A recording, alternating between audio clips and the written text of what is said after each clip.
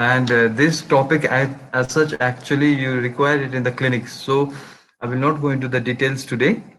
As and when you come to the clinics or the next class, which is on Thursday, okay, that will also help you. It's like an addition to this class. So the urological system consists of the adrenal glands, kidneys, ureters, urinary bladder, prostate, urethra, penis, scrotum, and the testis, and the retroperitoneum.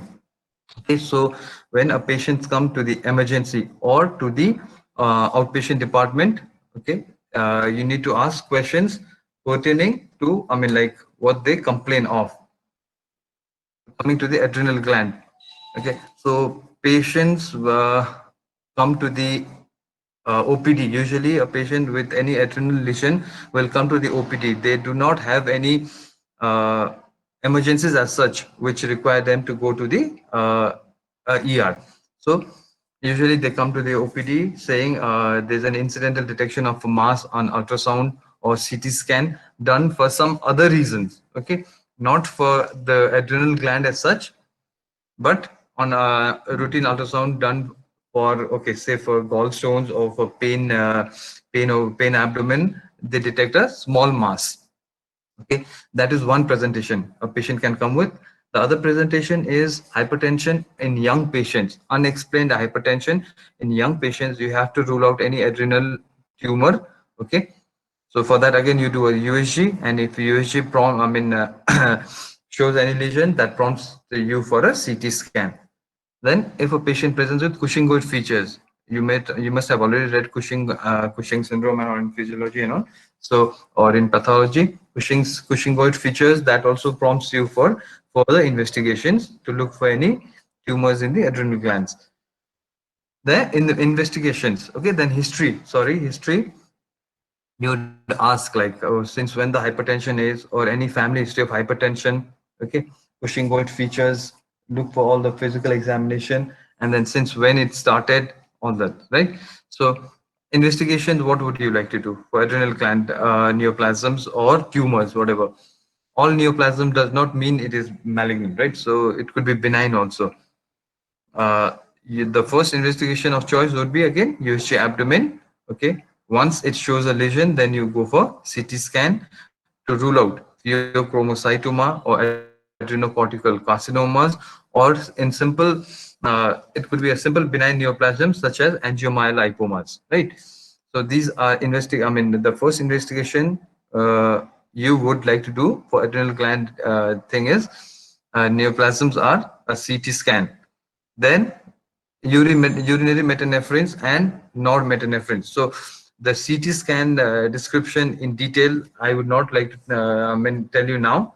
It will be too much for you. So the next, okay, the investigation you'd like to do for adrenal gland neoplasms or are urinary metanephrines or normetanephrines, serum cortisol, and urinary vanillin mandelic acid, that is VMA, urinary VMAs. So when these are high, okay, the serum cortisol or urinary VMAs or urinary metanephrines and normetanephrines, then you'd like, that would give a strong suspicion of or neoplasm, okay, of the adrenal gland. Kidneys.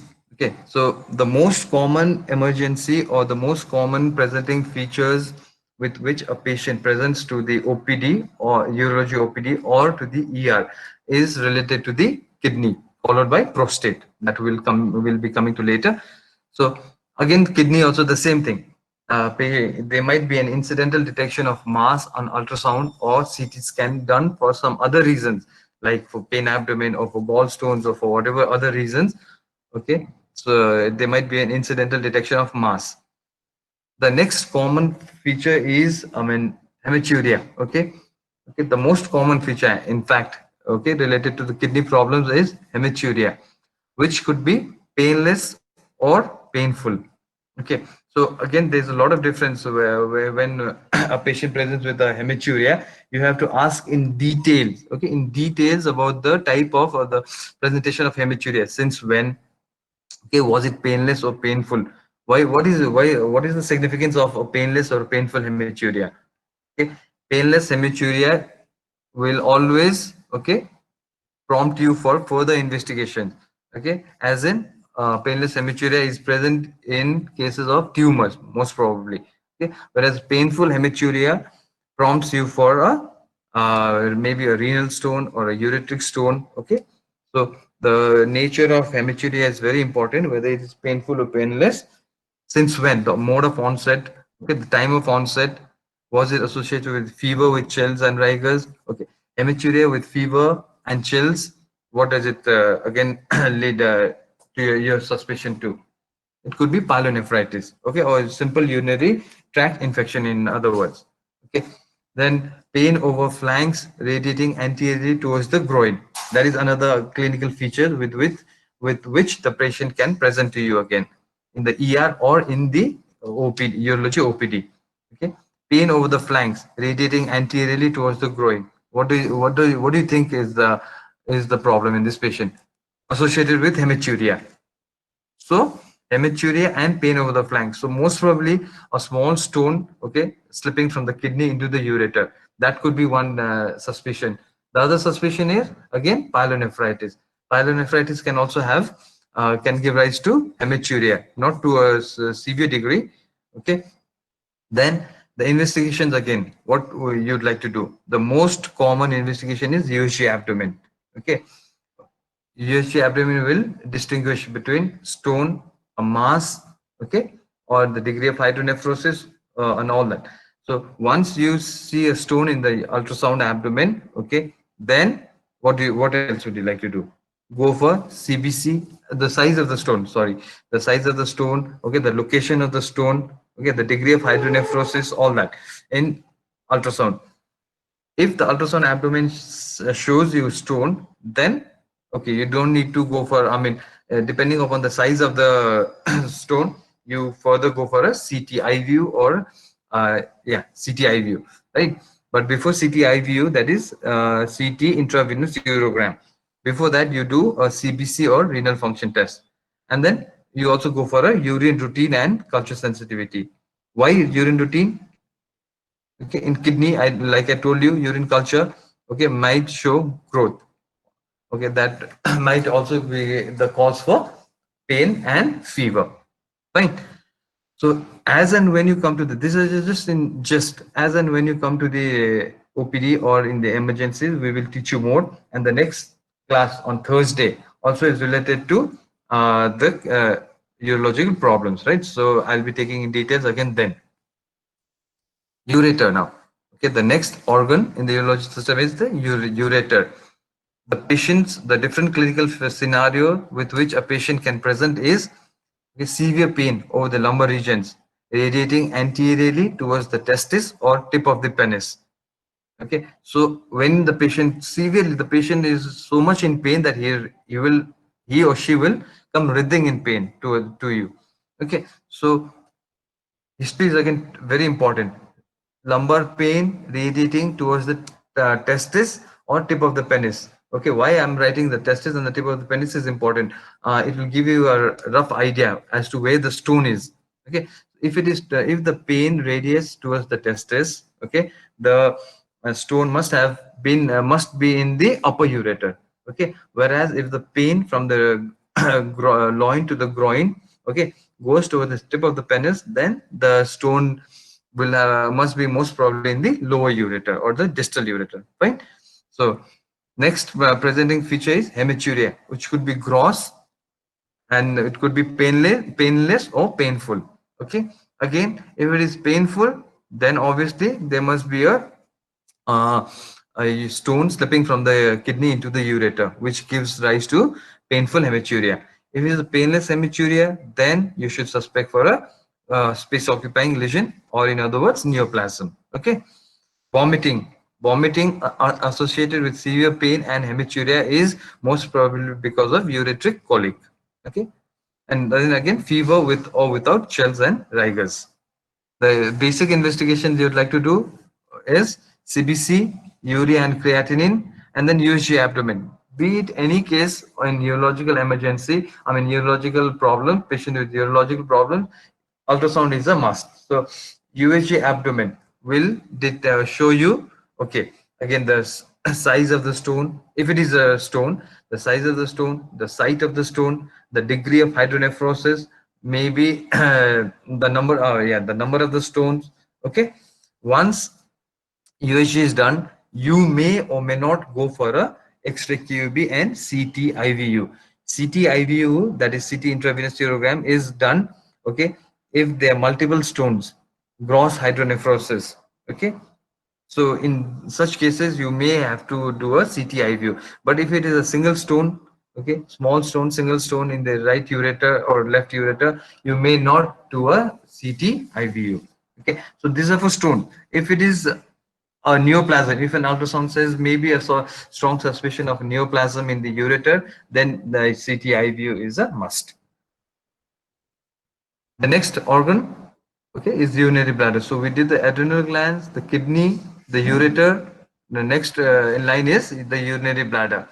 Again, a patient with urinary bladder pathology may present to you with that patient may present you with complete obstruction, urinary obstruction.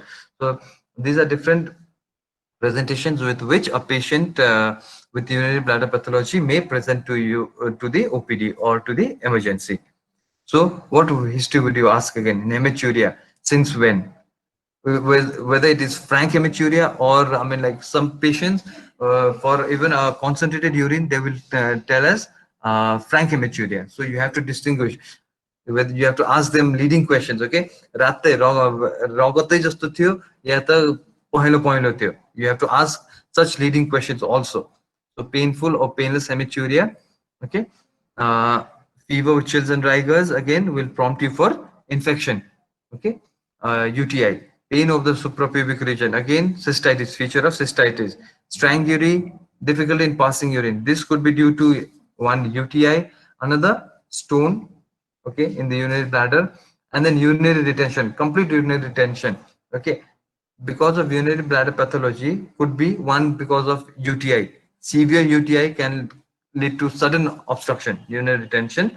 The other one, a small stone getting stuck into the um, proximal urethra. We have seen such patients with small stone getting stuck into the proximal urethra, leading to urinary retention.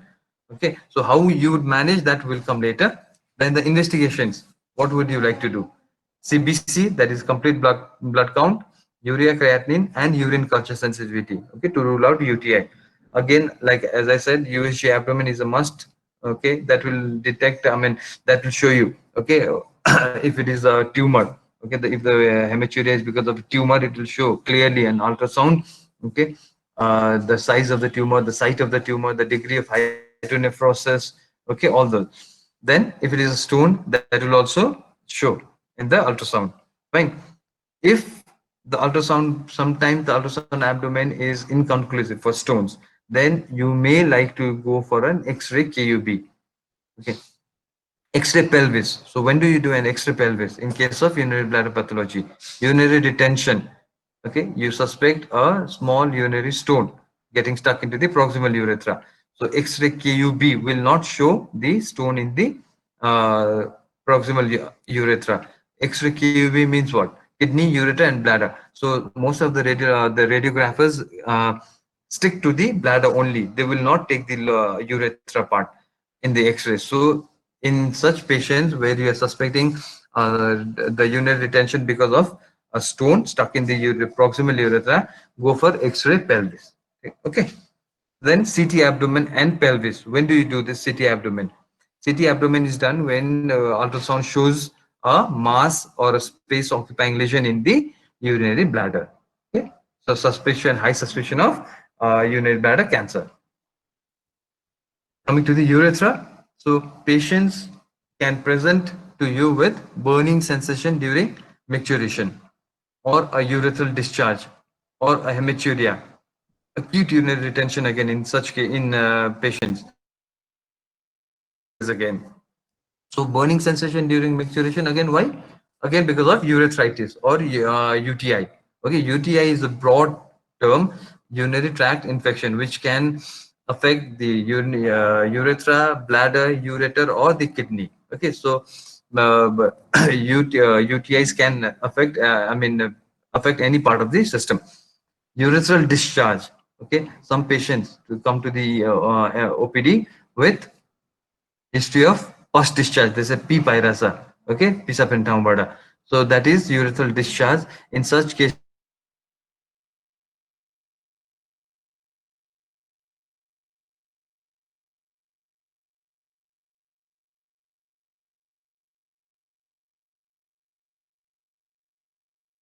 definitely, okay, admit, and they will say that they had some contacts with a thing, okay, sexual worker or whatever. So urethral discharge is another presentation. Hematuria, like as I said already, hematuria which could be painless, painful. Okay, painless again would prompt you for UTI, or a stone passing through the urethra can lead to hematuria. Okay. Painless hematuria could be due to urethral tumor, but it's very rare. We have not seen such cases so far. Urethral tumor can also give rise to painless hematuria. Acute urinary retention again, the causes could be UTI or a stone stuck in any part of the urethra. Okay, a fever with chills again, the same UTI. Fine. Investigations: CBC, urea creatinine, USG abdomen, CT scan, CT of the abdomen and pelvis. USG abdomen, why? Okay, USG abdomen will show if there's any stones, okay, or a tumor. Even a bladder tumor can cause, bladder tumor extending into the urethra can cause painless hematuria. So ultrasound of the abdomen is a must. And if the ultrasound abdomen shows any leading uh, lesions, then CT abdomen and pelvis may be done. Okay, X-ray pelvis again to rule out stones. Okay, urethral swab. Okay, for urethral discharge, for gonococcus, and urine culture and sensitivity. Okay, to rule out UTI. So prostate now. Okay, prostate is an organ, okay, present on either side of the urethra. Okay, so patients with prostate symptoms can present with acute urinary retention, lower urinary tract symptoms, perineal pain, and hematuria again. Okay, acute, the most common presenting symptom is acute urinary retention. Low urinary tract symptoms. There are on a lot of low urinary tract symptoms. One by one, we will deal later. Okay, perineal pain and hematuria. Acute urinary retention is usually seen in patients of old age, and that is because of benign enlargement of the prostate. Okay, one acute urinary retention could be because of that.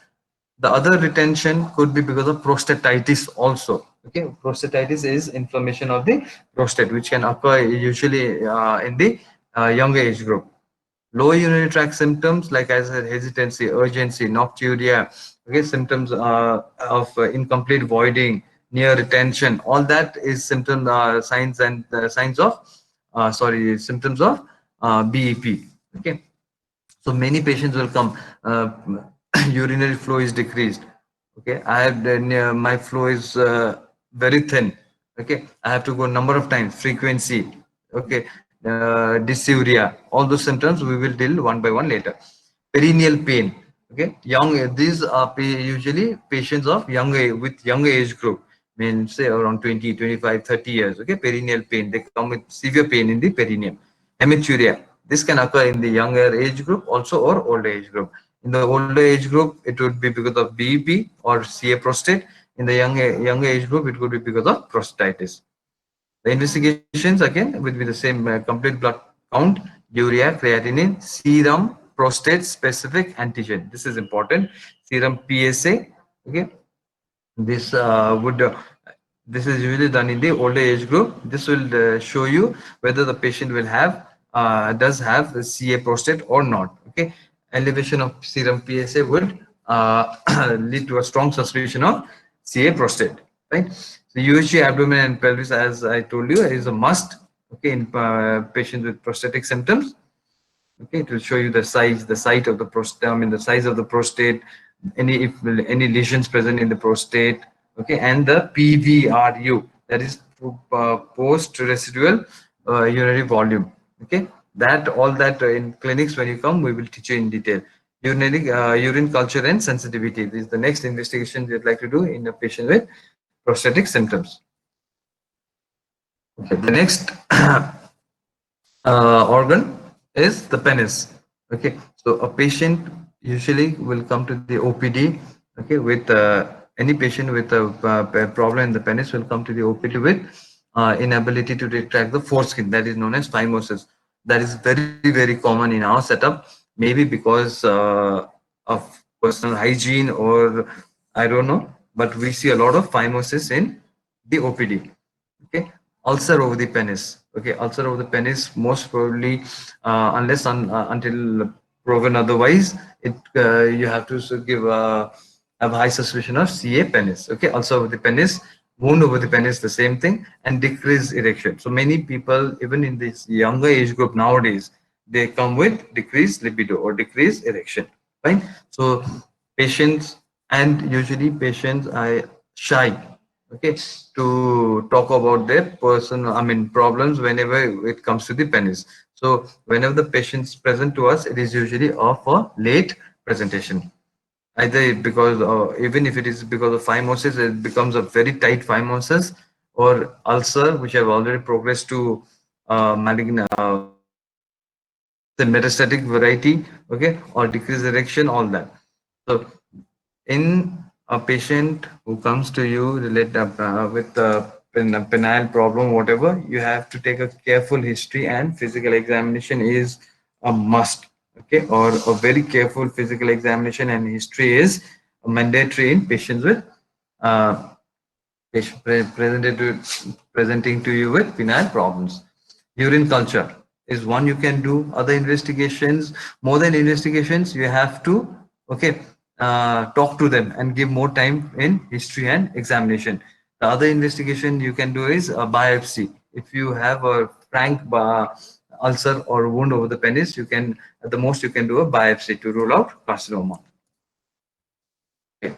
The second last top thing, organ, scrotum and the testis.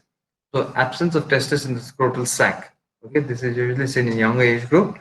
Okay, that will lead, uh, prompt you to a diagnosis of undescended testis or absent testis, whichever side. Right? Acute pain in the testis usually occurs at an younger age.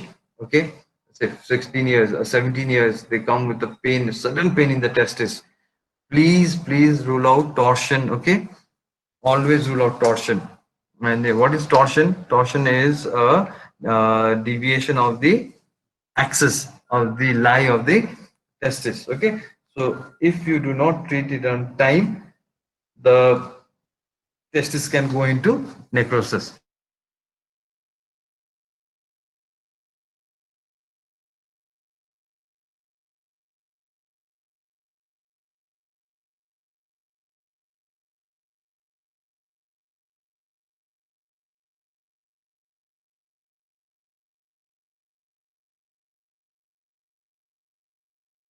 And then dilated tortuous veins on either scrotum, okay, will prompt you to a diagnosis of varicocele. So investigations, in this case, you do UHG scrotum, okay, to rule out any mass, okay, or varicocele. Also you can do a UHG scrotum, which will show you dilated and tortuous veins. Where Doppler, you can do venous Doppler, or will show you again the same thing. Urine culture, okay. See, orchitis can be because of urinary infection also. In our clinics, we see a lot of cases of orchitis secondary to UTI. Okay, so in that case, urine culture is mandatory. Tumor markers. So if you're suspecting an ultrasound, you're suspecting a mass, okay, or a neoplastic mass, then you go for tumor markers like beta hCG, alpha fetoprotein, and lactate dehydrogenase. Fine. Last, retroperitoneum. Some people say it is included in the urinary system. Some say no, but it's better to know. So, retroperitoneum, you know which space I mean, right? by retroperitoneum, which space I'm referring to. So mass in the retroperitoneum sometimes can compress the great vessels, the IVC, IVCA, the aorta, usually does not get compressed, leading to bilateral lower limb swellings. Okay, so whenever a patient comes, a younger patient usually comes to you bilateral lower limb swelling, please look for a hard mass in the scrotum. Okay, please look for the retroperitoneum also. That is by investigation, obviously. So USG abdomen, or if required CT abdomen and pelvis.